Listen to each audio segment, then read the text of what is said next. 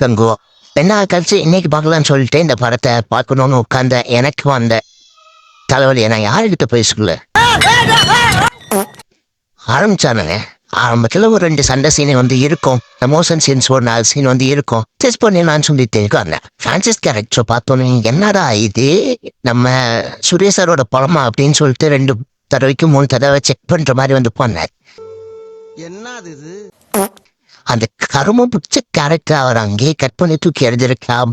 இதுல என்ன கொடுமைன்னா படம் ரிலீஸ் ஆனப்போ 20 நிமிஷம் சீனு பிரான்சிஸ்க்கு வந்து இருந்திருக்கு. ஆனா நான் பார்த்த ஓடிடியில் 20 நிமிஷத்தை கட் வேற பண்ணியிருக்காங்க.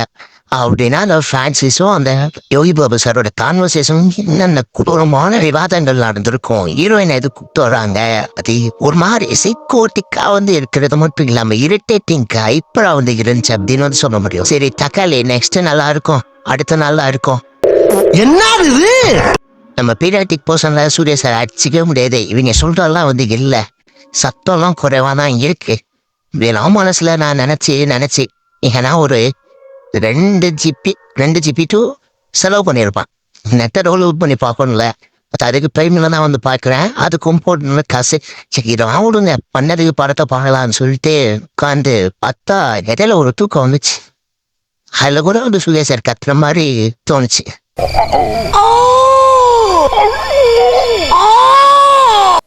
திடீர்னு உட்காந்தா சரி இதெல்லாம் தாண்டி நம்ம படத்தை பார்த்தேன்னு சொல்லிட்டு பொறுமையா உட்காந்து படத்தை ஓட்டிட்டு இருக்கப்போ இடையில ஒரு பையனை கட்டானுங்க. அப்பா அம்மா மேல பாசமா இருக்க அந்த பையன், அவங்க அப்பா துரோகியா இருக்கிறாரு, ஒரு அப்பாவை கொல்ல செய்யறாங்க.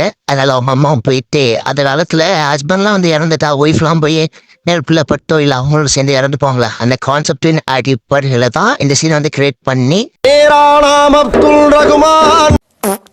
இந்த ஒரு மிஸ்டேக்கால தான். சப்போஸ் அவங்க அப்பா மட்டும் இறந்து போயிட்டு இங்க வந்து அந்த பையன் கிட்டான மாதிரி இருக்க மாட்டான். அவங்க அம்மாவும் சேர்ந்து ஏறினால அவனுக்கு சுரேசர் மேல கோவம் வந்து இருக்கு. அவன் எல்லாம் தான் அப்படின்னு சொல்லி சுரேசரு அவனை தன்னோட பையன் சொல்லி தெத்தெடுத்து வளர்த்தாலுமே இங்கதான் அவங்களுக்கு ஒரு பாயிண்ட் வந்து இருக்கும். அம்மா அவங்க அப்பா இறந்துட்டாங்க, அவங்க அம்மா வந்து இறக்க விடாம வந்து பண்ணியிருந்திருக்கலாம். அண்ட் அது அந்த சீன்ல நிறைய பேர் வந்து இருப்பாங்க, சுரேசர் மட்டும் இல்லை, எல்லாரும் நினைச்சதை தடுத்திருக்க முடியும். இதெல்லாம் இருக்கல. சரி அந்த சீனை வந்து சுத்தமா லாஜிக்கலன்னு சொல்லிட்டு சூரியனா அப்போ அப்படின்னு சொல்லிட்டு மூச்சு பிடிச்சிட்டு இருந்தேன். தக்காளி கொஞ்சம் நினைச்சு ஒரு ஊர் பேரை சொல்லுவாங்க, கொடூரமான ஊரு, அதில் போனவன் யாரும் வாழ முடியாது, தப்பிக்க முடியாது, ரொம்ப கொடூரமா வந்து சொல்லிட்டு இருப்பானுங்க. நம்மளும் சரி ஐயோ ரொம்ப கொடூரமான இடமா வந்து இருக்கும், அதில் போனவன் யாராலையும் தப்பிக்க முடியாது, சூர்யா சார் வந்து அந்த இடத்துக்கு நாடு கடத்தப்படுறாரா இப்படின்னு சொல்லி வெயிட் பண்ணிட்டு கீழதான் அங்க ஒரு சீன் இருக்கும் பாருங்க, கவிதையான முதல்ல கூட சூர்யா சார் சண்டை போட அந்த காட்சியை பார்த்தா நம்மளுக்கு அப்பா வேலைல வந்து இருக்கு அப்படின்னு நம்மள யோசிக்க வச்சாலும் என்ன சாதாரணமான நினைச்சிட்டியா, எனக்கு உடம்பு பூரா மூளைடா. அந்த இடத்துல இன்னமும் தெரியல எனக்கு சூர்யா சார் வந்து ஒரு அட்டை கிட்ட சண்டை போட்ட அந்த அட்மாஸ்பியர்ல அந்த சூழ்நிலை கிரியேட் பண்றப்போ சவுண்ட் எஃபெக்ட்ஸ்லாம் வந்து நிறைய ஒரிஜினாலிட்டிஸ் எதுனா மட்டும்தான் எவால்வேட் ஆகும்.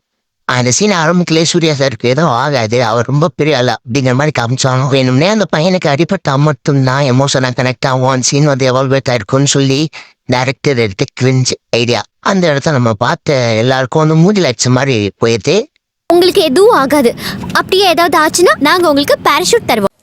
அதுக்கப்புறம் அந்த காட்டை ரொம்ப ரசிச்சு சூர்யா சாரும் வாழ, இந்த பையனும் அந்த காட்டை ரொம்ப லவ் பண்ணி எல்லாரும் சேர்ந்து வாழ, அந்த காட்டுக்கு இவங்க கொடுத்த அந்த பயம் வைத்தி சொன்னதெல்லாம் பார்த்துட்டு இருந்த ஆடியன்ஸ்க்கு நான் பயமுறுத்திட்டேன் அப்படின்னு சொல்லிட்டு தலையிலே அடிச்ச மாதிரி ஆயிடுச்சு.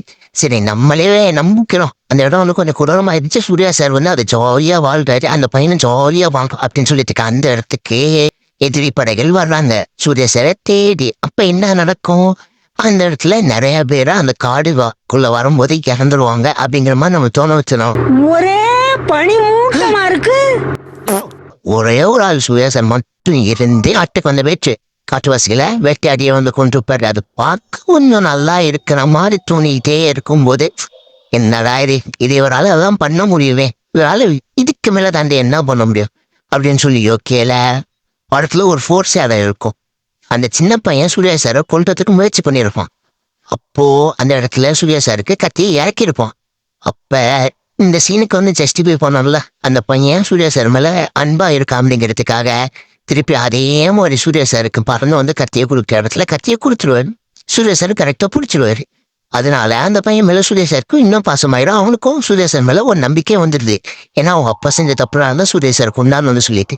பட் அந்த சத்தியமா அந்த கதையை 1998 96 எழுதினா கூட தேட்டர் தெறிக்க விட்டுப்போம். அவன் இப்போ இப்படி ஒரு கதையை எழுதுறது மட்டும் இல்லாம ஜென்ம கதை கொண்டு போனாங்க பாத்தீங்களா. அங்கதான் மண்டே சூரியன் கடந்த காலத்துல நடக்கிற எல்லாமே நிலகாலத்துல திருப்பி எப்படி நடக்கும். முரட்டு குடியாரனா இருப்பான் இருக்க இந்த நாத்தனாரு அப்படியே நடந்திருந்தாலுமே அது ஒரு விதமா கரெக்டான ரைட்டிங் கொடுத்துருந்தா கூட ஒத்துருப்போம். ஏதோ நடக்குதுப்பா, அதனால திருப்பி இதே நடக்குதுப்பா. அந்த ஒரு பையன்ப்பா, ஐயோ முக்கியமான ஒரு விஷயம் சொல்ல மாட்டேன். அந்த பையன் ஒரு இடத்துல அடைச்சு வச்சிருப்பாங்க ஸ்டார்டிங்ல. தப்பிப்பான் பாருங்க. கோர்ட்டு படத்துல பிரபுதேவா சாரும் விஜய் சாருலாம் ட்ரெயின்ல தாவி தாவி குதிச்சப்பெல்லாம் நம்ம கலாச்சோம். ஆனா இந்த படத்துல ஓடுற ட்ரெயின்ல அந்த பையன் தாவி குதிச்சு சுரேசரோட போட்டோ வரைஞ்சிட்டு இருப்பான். அப்பவே எனக்கு மண்டையில லைன் அடிச்சு இந்த படத்தை எப்படியே கட் பண்ணிட்டு வேற படம் பார்த்துடலாம் அப்படின்னு சொல்லிட்டு சிங்கம் படத்தை கூட போய் பார்த்துலாம் அப்படின்னு சொல்லி யோசிச்சுட்டு கலதான் டைலாக்ஸ் எல்லாம் அப்படி எப்படி இருந்தாலும் இப்ப பார்க்க கிழிஞ்சாலும் அப்ப சில்லறையே தெரிக்க விட்டேன். அதே மாதிரி நினைச்சிட்டு சரி சில்லறை தெரிக்கிற சீன் ஒரு சில சீன் இருக்கும். ஏமா இங்க தம்பி வந்தானா பிரான்சிஸ் கேரக்டர் தான் இரிட்டேட்டா இருக்குன்னு கேள்விப்பட்டோமே. பாஸ்ட்ல நடக்க பிறக்கங்கோ எல்லாம் மாசா இருக்குன்னு நினைச்சோமே அப்படின்னு சொல்லி மனசுக்குள்ள என்னோட குமரல் ஆட்டக்கள் எல்லாம் தாண்டி சீனை ஓட்டி நான் வெயிட் பண்ணி பார்த்ததுக்கு கங்குவாவா அந்த பாஸ்ட்ல காட்டின அந்த சீன்ல ஐயோ கத்து இருக்கட்டும். சரி அதை தாண்டி ஒரு பொண்ணு சீன் வந்துச்சுங்க. பொண்ணுன்னு சொல்றதோட பெண்கள் காட்சின்னு சொல்லலாம். அதுவும் சண்டை காட்சிகள் சொல்லலாம். சண்டை காட்சிகள்லாம் கொஞ்சம் தரமா இருக்கிற மாதிரி இருந்தாலும் அந்த இடத்துல லாஜிக் ஓட்டையை வச்சு விட்டாங்க. விசில் அடிச்சுக்கிட்டே கங்குவா கிட்ட இந்த மாதிரி எனக்கு ஆபத்து வரப்போகுதுன்னு சொல்ல சூர்யா சார் விசில் அடிச்சுக்கிட்டே அந்த ஆபத்தை நம்மளால சமாளிக்க முடியும் அப்படின்னு சொல்ல பெண்கள் இவ்வளவு பேர் இருக்கீங்கன்னு சொல்லி அவங்கள சண்டை போட வச்சு அந்த சீனை மாஸ்க் காமிச்சிருந்தாங்க. அந்த சீன்லாம் முடிய போற நேரத்துல எல்லாம் நடக்குமா கோபி, இதெல்லாம் எதுக்கு கோபி அப்படிங்கிற மாதிரி கேட்க தோணும் ஆடியன்ஸ். நமக்கு நல்லா பிரைட்டா இருக்குல்ல. நீ பகல்ல எப்பயா சூரியனை பாத்திருக்க? அது சரி.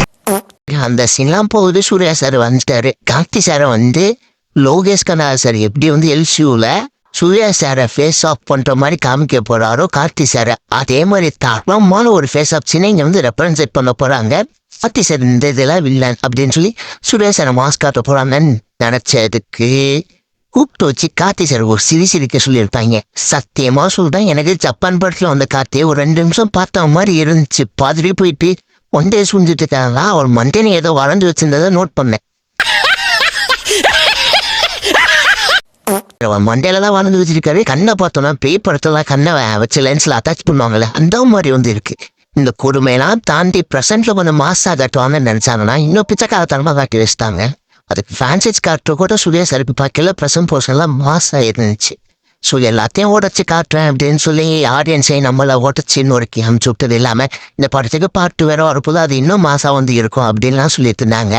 எனக்கு தெரிஞ்சு பாட்டு வருமானு தெரியல. லாக்டவுன் தான் ஃபர்ஸ்ட் 3 daysல பார்த்த ஆடியன்ஸ் கண்டிப்பா வர மாட்டாங்க. அதுக்கு அடுத்து பார்த்த ஆடியன்ஸ்மே அவங்களோட இஷ்டம் தான். ஆனா சூர்யா சார் நான் கலாய்க்கன்னு சொல்லிட்டு இந்த வீடியோ போடல. படத்தை தான் கலாய்ச்சேன். படம் நல்லா இல்லை சொல்ல. இந்த படத்தை பார்த்துட்டு எனக்கு ரோஸ் பண்ண கூட தோணல. ஏன்னா ரோஸ் பண்றதுக்கு அங்கே கண்டென்ட்டே இல்லை. நம்ம 2 பேர் தான் இருக்கோம். டீசெண்டா முடிச்சுக்க. சரி அதையும் தாண்டி நான் ரோஸ்ட்னு சொல்லி போட்ட இந்த ரோஸ்ட் வீடியோ உங்களுக்கு பிடிச்சிருந்துச்சு அப்படின்னா நெக்ஸ்ட் வீடியோ நான் ரோஸ்ட்டை நல்லா பண்ணுவேன் அப்படின்னு உங்களுக்கு நம்பிக்கை இருந்துச்சுன்னா இப்போ லைக்க போனேன். உங்களோட தாத்தா கமெண்ட் செக்ஷன்ல சொல்லுங்க. அடுத்த வீடியோல வரேன். வணக்கம். டேய் எண்டு காடு போட்டு எகத்தால மாடா பண்றீங்க. எனக்கு எண்டே கிடையாதுடா.